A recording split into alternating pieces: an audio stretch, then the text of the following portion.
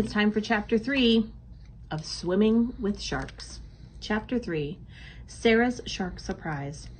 Sarah woke early the next day. She looked out toward the dock from her bedroom window. Her grandfather was already up. He was standing at his fish table, untangling hooks and rinsing his fishing gear. She could see his hands working. They were gnarled like old wood, and the end of one pinky shot off on the side. He had broken it long ago and never bothered to get it fixed. "Too busy," he had said when Sarah asked him why. That was about the extent of their conversations, unless, of course, they were about fish. Even though his little finger was bent, his hands moved quickly and surely, familiar with all the things they touched. As she looked harder, she saw a cloud of insects surrounding him. This was an amazing thing about her grandfather. If Sarah were to go out on the dock now, in the early morning, she would be covered with mosquitoes and tiny biting flies, called no-see-ums. Within minutes, she would be forced back into the house with welts all over her. But her grandfather just stood there and didn't seem to notice the bugs. He didn't seem to be bothered by the things that annoyed most people, like bugs, heat, and the smell of fish bait. And he loved things that most people overlooked, like the battle of little damselfish.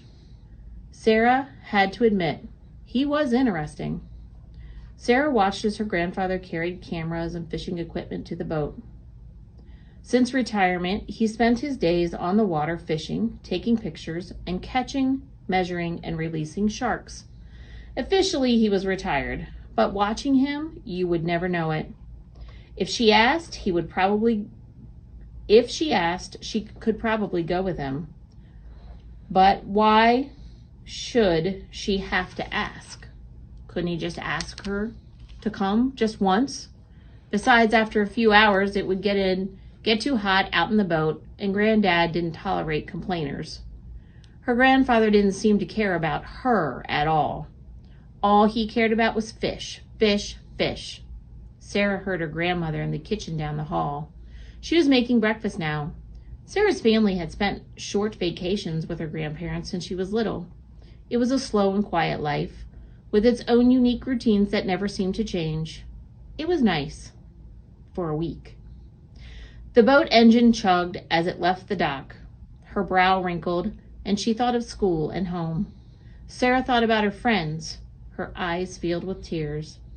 She wiped them with the edge of her sheet and climbed out of bed. Sarah dressed slowly, walked to the kitchen, and slumped into her chair. "Good morning, sweet sunshine," sang Grandmother. "Good morning to you." She said this in a sing-songy voice every single morning. Sarah managed to smile and reached out to give her grandmother a hug.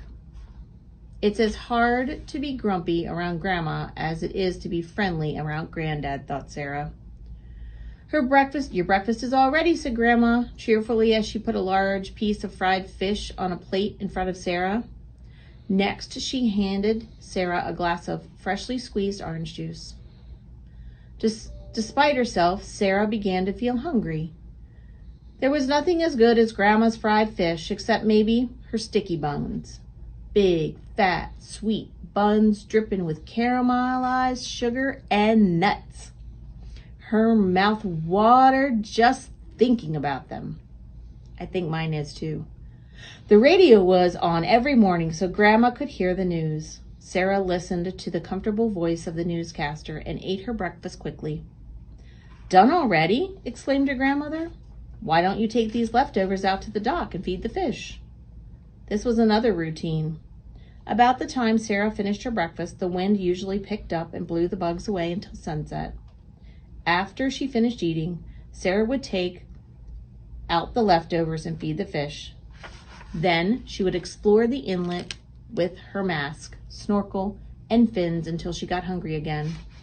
Grandma watched Sarah walk out to the dock. She knew Sarah was homesick, and her heart went out to her granddaughter. As soon as Sarah leaned over the water, the fish appeared. "You know the routine as well as I do," she said to the fish, as she broke off bits of food and dropped them into the water. She always did this carefully, so that the little fish got as much as the bigger ones. Then she lay down, to watch. As Sarah observed the world below, she forgot to feel sorry for herself. Soon another fish arrived. It was bigger and yellowish brown. It had 2 dorsal fins on its back and a flattened head.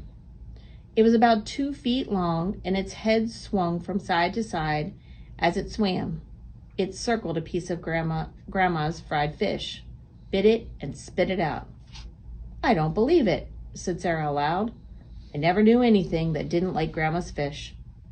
After a minute, the odd-looking fish tried to again, and this time it swallowed the cooked fish. "That's better," Sarah said firmly to the newcomer. It swam into the shadow of the dock. Sarah had never seen a fish like this before. She ran back to the house. "There's a new fish, Grandma," said Sarah quickly. "Can I have some leftovers to feed it?" "A new fish?" Grandma teased. "I thought Granddad had taught you every fish in this bay. Here, take this." "Thanks, Grandma," Sarah called as she ran out the door. At the ramp to the dock, Sarah slowed down. She walked carefully so she wouldn't scare away the newfound fish. She laid down gingerly and dropped a morsel into the water. After a few minutes, the fish appeared. Sarah noticed had a scar on its side. Something out there had tried to make a meal of it. A bird? A barracuda? The fish ate its fill and then swam off toward the mangroves. Sarah grabbed her mask and snorkel and skillfully entered the warm bay without a splash. She swam past a swirl of yellowtails and then saw the shadow of a big silvery fish, almost invisible in the underwater light. It was a tarpon. This was one of her favorite fish. She looked closer and 4 more appeared. They were each about 3 feet long with large eyes, an upturned jaw, and big silvery scales. Sarah followed the school of tarpon. They circled around her. Soon she was spinning and spinning as she watched them circle and watch her in turn. Then she became so dizzy she couldn't tell up from down, and she stopped. As Sarah regained her balance, the tarpon continued to circle her until they were no longer interested and left. Sarah headed across the white sand to the inlet. Dazzling lights reflected all around her. Small fish darted into the turtle grass as she passed over them. Upside-down jellyfish pulsed on the bottom. Granddad told her that these jellyfish grew algae inside their bodies in the bright light.